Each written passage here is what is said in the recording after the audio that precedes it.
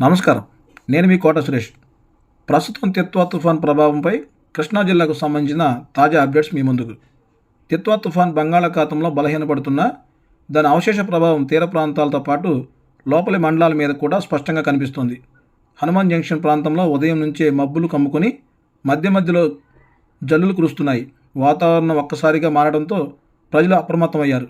వాతావరణ శాఖ తాజా నివేదిక ప్రకారం తిత్వా తుఫాన్ ప్రభావంతో కృష్ణా జిల్లాలో రాబోయే గంటల్లో మోస్తారు నుండి భారీ వర్షాలు పడే అవకాశం ఉంది. గంటకు 40 నుండి 50 కిలోమీటర్ల వేగంతో ఈదురుగాలులు వీస్తాయని హెచ్చరికలు జారీ అయ్యాయి. ఈ పరిస్థితుల్లో పెద్ద చెట్లు, హోర్డింగ్లు, విద్యుత్ తీగల దగ్గర ప్రజలు వెళ్లకూడదని అధికారులు సూచిస్తున్నారు. లోతట్టు ప్రాంతాల్లో నీరు నిలిచే అవకాశం కూడా ఉన్నట్లు సమాచారం. ఇక రైతుల విషయంలో ఇప్పటికే నష్టపోయిన రైతులు పెద్ద ఎత్తున ఆరబెట్టిన ధాన్యాన్ని త్వరగా బస్తాల్లో నింపి సురక్షిత ప్రదేశాలకు తరలిస్తున్నారు. ఆకస్మికంగా పడే జల్లులు వ్యవసాయ పనులకు తీవ్రంగా ప్రభావం చూపిస్తున్నాయి.